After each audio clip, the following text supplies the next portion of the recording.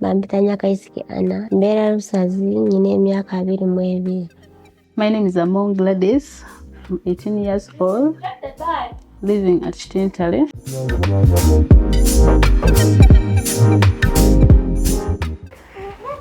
Mama Kiti yanyamba nnyo kubanga mu ddwaliro lye nazaaliramu lyali lya gavumenti nga bw'oba togirina bakugoba.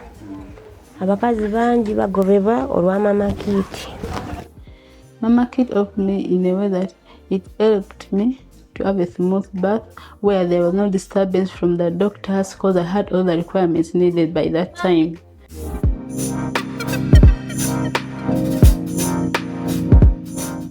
Mubeeramu gloves, mubeeramu amajirita ge bakozesa ku mwana, mubeeramu esabuuni n'ebizigo by'omwana. Ebintu byonna ebitandikirwako eby'omwana bibeeramu mu Mama Kit.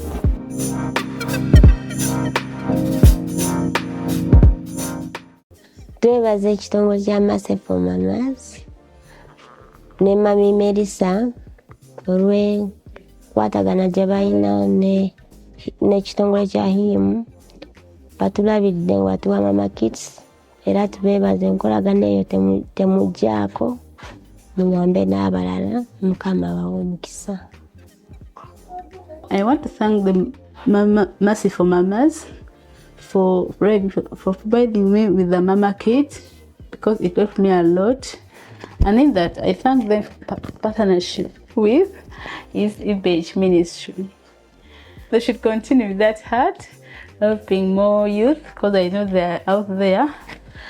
Yeah, and I pray that God may God bless them in abundance.